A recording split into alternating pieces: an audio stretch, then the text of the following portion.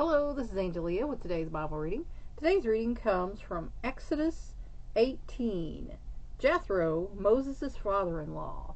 And if you remember when he went to Midian, he married Jethro's daughter, so, he hasn't been around them for a while. He's been leading the people out from Egypt, so.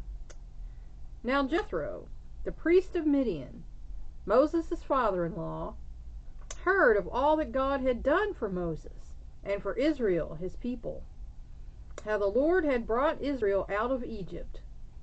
Jethro, Moses' father-in-law, took Moses' wife Zipporah after he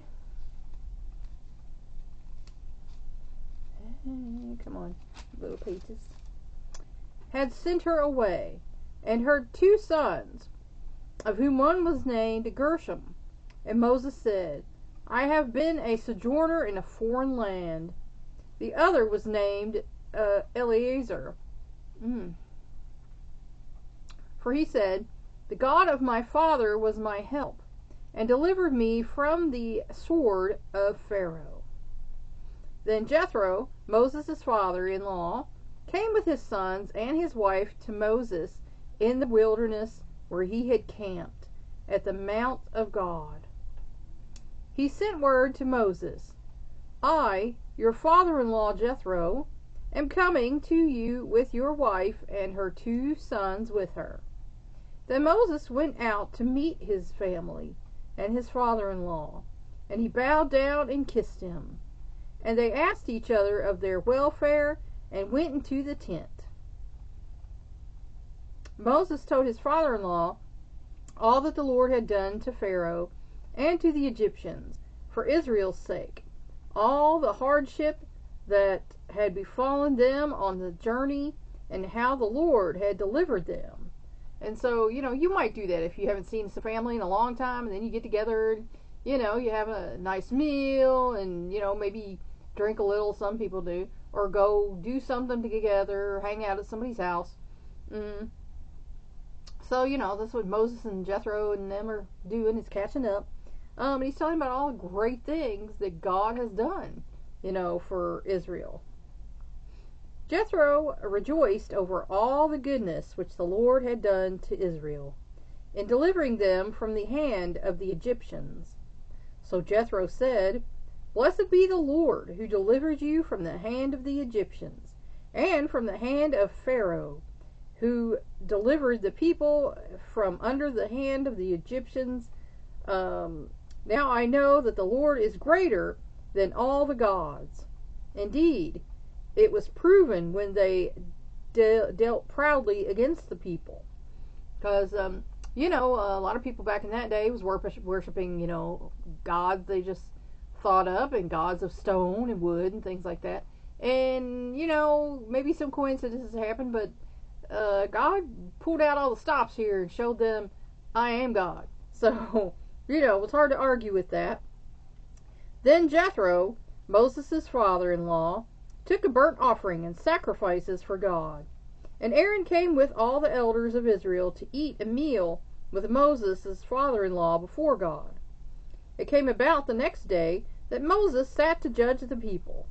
And the people stood about Moses from the morning until the evening.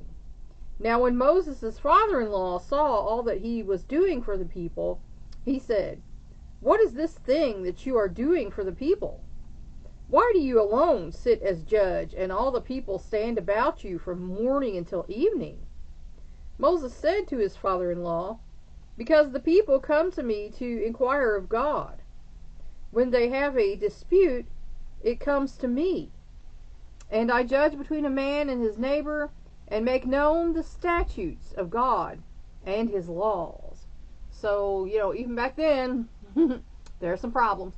And I'm sure we've all had some folks that rubbed us the wrong way, neighbors doing bad stuff to us. So, they brought that all to Moses, to inquire of God.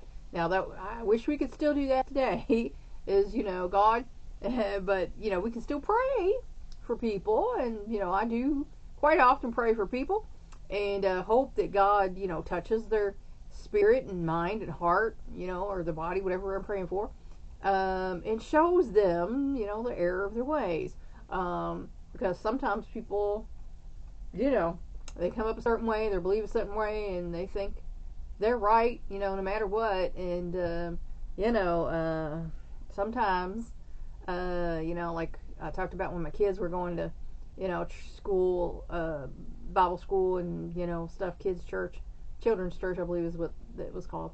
And they had the WWJD t-shirts and bracelets and stickers, and sometimes people don't think about WWJD, but I think we should, before you do anything to anyone else, you should think, what would Jesus do?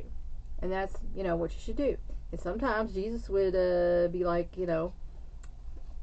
who was without sin cast the first stone, and sometimes he would be, let me tell you a little story. Let me tell you something.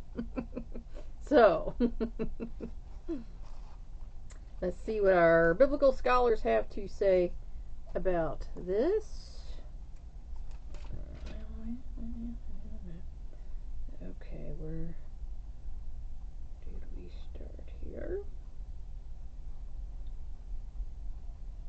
Jethro, heard of all. The intelligence-gathering ability of ancient peoples should not be underestimated.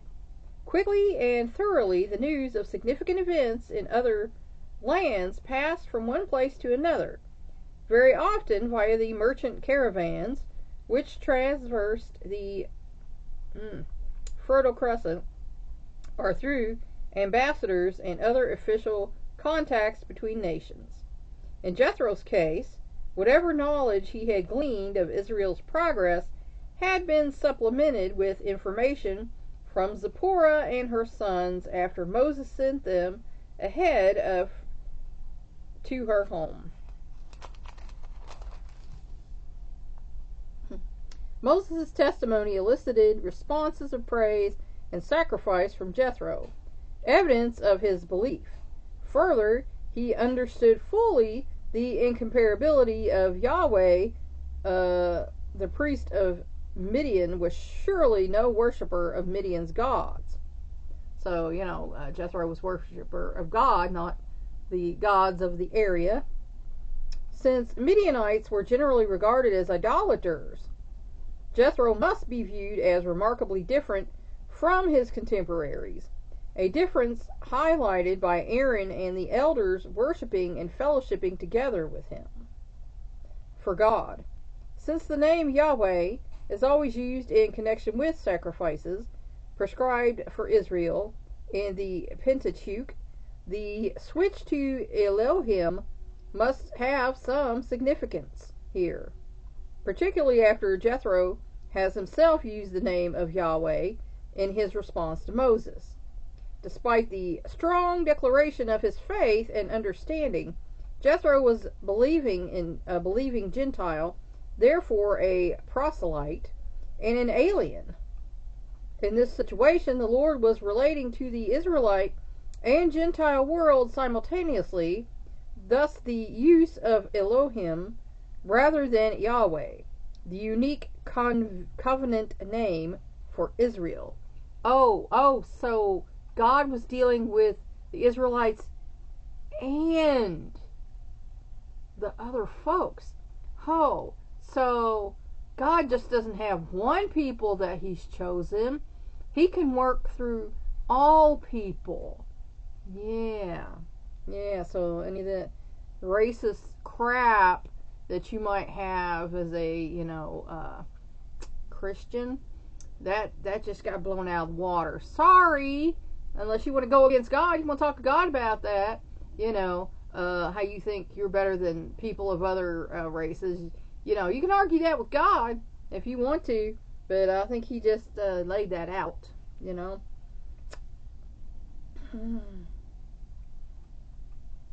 Jethro's practical wisdom was an immense benefit to Moses and Israel, and has been lauded as an example of delegation and management organization by efficiency experts for centuries, and still is. So, Jethro had it going on. So that just goes to show you, God can choose anyone to work through. It don't have to be a person of high stature. You know, it don't have to be the head of a church. It can be anybody.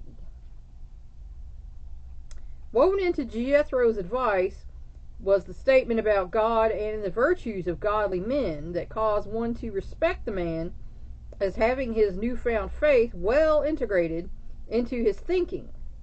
And a lot of people nowadays need to have that. They need to have their faith integrated into their thinking, because there's a lot of folks who are doing a lot of thinking that has nothing to do with their faith.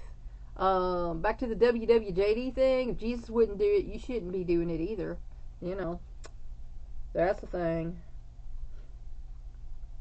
Indeed, he fully recognized that Moses needed divine permission to enact his advice. Moses apparently did not immediately implement Jethro's solution, but waited until the law had been given. These same spiritual qualities were required of New Testament leaders.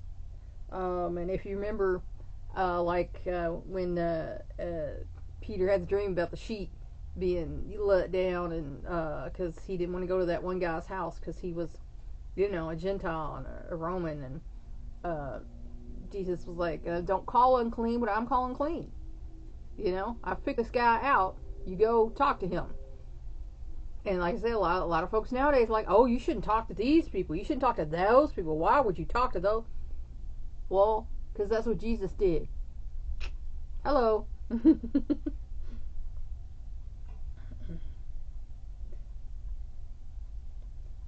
Alright, and that's it. So that is the story of Jethro, Moses' father-in-law, who's evidently a pretty good help to Moses. Amen. Please like and share this word so we can spread it around the world. If you want to help me out, subscribe to my YouTube channel. If you want to help me out even more, go to my Patreon page and become a patron. The link for that is in my posts. Thanks for watching. That's all for now. Until next time.